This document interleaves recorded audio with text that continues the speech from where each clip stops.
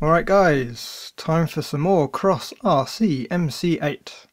Last time you put the frame together, so this time we can work on the axles. Let's see if we can get it rolling. Okay, step 15, and like the gearbox, the axles come pre-built. And of course, like the gearbox, can we trust that they're nicely lubed up and will actually last? You guessed it, it's time to take them apart and inspect. Much easier to do now than after a possible problem. The rear axles are held together with 8 cap-head screws and nylock nuts. It's just a case of popping them out and splitting the axle halves. And would you look at that, a nice lot of grease. Looks good to me. They go back together easily enough, cap heads back in, secured with the nylocks. Don't do them up too tight as you can distort the axle a bit if you go nuts. Just make sure they're snug. I'll check the rest off camera. If I don't say anything else about them, you can assume they're all nicely lubed up like the first. Now, these next bits are a bit of a pain. The manual assumes we'll be assembling the axles as we go, so it gets a little confusing. But I'm sure we'll get there. Right, the top links need to get fitted to the front axles. Remove the nylocks on the silver screws on the top of the axle. The screw won't fall out because it's captured in the axle. Pop one of the top links on and fix it with a nylock. As usual, it's a plastic ball, so don't over tighten and squash it. Should look something like this. Don't worry too much about which way round they go. Once all the bits are fitted to the axles, we can double check as we fit them to the chassis. More fun trying to decide what goes where. This time, in step 20, we can fit the spring assemblies. Keep an eye on which side the damper mount wants to point. The metal part slides over the axle, lining up with some holes, and gets attached with some M3x22s and nylock nuts. Simple but effective. Step 21. We can fit the dampers. M3x14s screwed directly into the plastic mount at the top and with a nylock at the bottom. Again, if you get some things the wrong way round, it's not too much of a problem. But here we have the front axles almost ready to fit. Step 22, the diff cover, which is already fitted. Step 23, drive shafts and links. We'll need a long inner drive shaft, some nylocks, an M3x12 grub, and a couple of M3x14s. There's also the balls, ball ends, and rods, but I'll spare you those. They go together just the same as all the others. The links fit to the inside face of the metal bracket on the frontmost axle, fitted with the M3x14s and nylocks. Then, just like we did with the gearbox, pop the drive shaft yoke over the stub on the axle and do up the grub until it's more or less flush on both sides. Step 24. The other axle's diff cover with the output, but that's already done, so step 25. And we need 2 long drive shaft outers, 2 M3x12 grubs, and I'm sure you can guess what happens here. Pop the yokes over the stubs and do up the grubs. Simple enough. Step 26. More links. By mixing a bunch of ball ends, balls and a couple of rods we get links. Just as the other side, they get fitted to the inner face of the metal brackets with a pair of M3x14s and some nylocks. Right, step 27 to 39, and they're more or less the same as the steps for the front axle, the only difference being the use of short drive shafts to link up the rear 2 axles. Still using a long drive shaft for the front axle to connect to the gearbox though. So, rather than go over it all again, I'll just use the magic edit and complete the axles so we can move on to more interesting bits. Okay, that leaves us at step 40. Fitting the rear axles to the chassis. I didn't quite get this right, but we'll talk about that in a minute. We will be needing lots of nylocks, some M3x6s, M3x14s and M3x18 screws. Start with some Loctite in the threaded holes for the spring mounts. Don't use a lot and wipe away any excess. As the mounts are plastic, there's a good chance the Loctite won't do them any good, so just use a small amount. Now the tricky bit.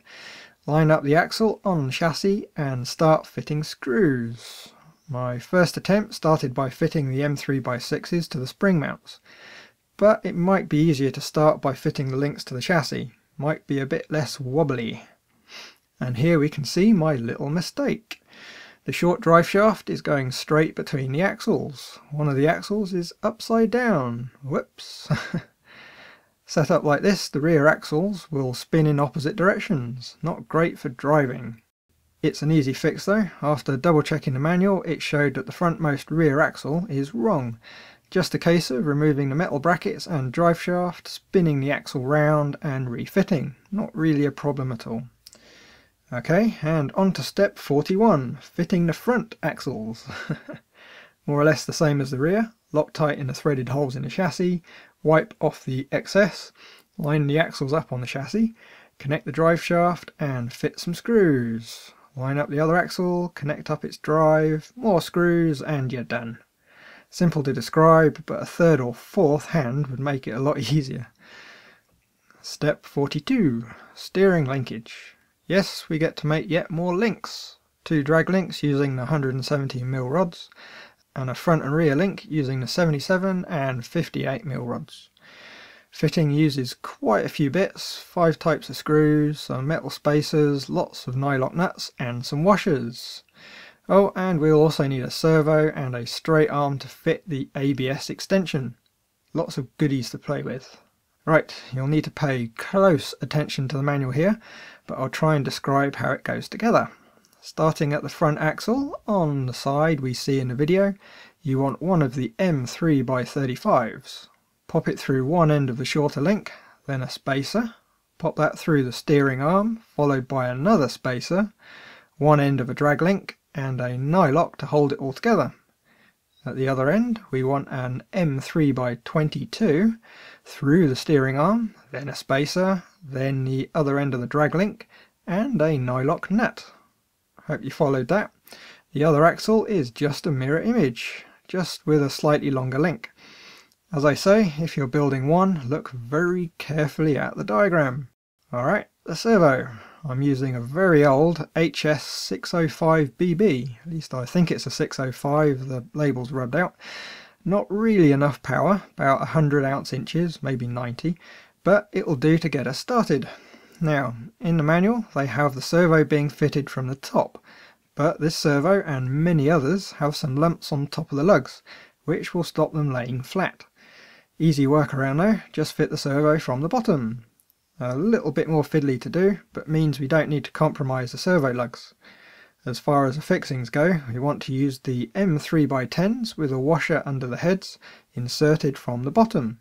Can be a bit tricky to line it all up and get the screws through the hole without dropping something, but when you do, pop a nylock on the top and repeat for all 4 mounting screws. Now the servo arm, which uses the quite massive ABS arm extension. We need a straight servo arm to fit the servo, or a round one I guess, with the holes that line up with the extension drilled out to 3mm. The extension just fits to the top of the arm with a couple of M3x6 screws. Quite neat as the ends of the arm are different lengths, giving each axle a different steering rate. Nice. Does seem to be a bit long though. Quite fancy the idea of dual servos with some electronic mixing. Anyway, center the servo with a servo tester, or connect up your chosen radio and make sure you center all the trims. With the long end of the arm pointing to the front of the chassis, which has an arrow machined into the front, fit the steering links. Use the M3x16s and nylocks. Then, with the steering as close to straight as you can, fit the arm to the servo. You should end up with the arm turned a bit clockwise from 90 degrees on the servo. Don't worry too much about the setup quite yet, there will be plenty of adjusting time later. Last step for today, step 43, and tyres. Lots of tyres. And lots of hub covers, hexes, nuts and pins. Doesn't need too much explanation. Pop a pin through the stub axle, slot a hex over the top, make sure it's fully engaged with the pin, then a wheel, then a nut to hold it all together. And to finish off, a hubcap which just gets pressed in. A neat way to finish it off, like it. So here we are again, end of the video, and a complete rolling chassis. Thus far it greatly exceeds my expectations on quality. I was all set up to be replacing far more of it than it's turned out to be necessary, which is always a good thing. I'm not quite sure what to do next with this series. It will be the body for sure, but I have nearly 4 hours of raw footage of building the body up and bed before its first run and before painting. I'm thinking perhaps I'll just highlight some bits of the build, not sure. There will be a complete time lapse at the finish of the build though. That's 8 hours of footage that will be compressed into just a few minutes. Should be interesting. Anyway, that really is it for today. Thanks for watching. As always, a like is always much appreciated. If you want to see what happens next and you're not already subscribed, please do. Comments always nice to see. It's nice to know what you guys think of what we're doing. Until next time, bye guys.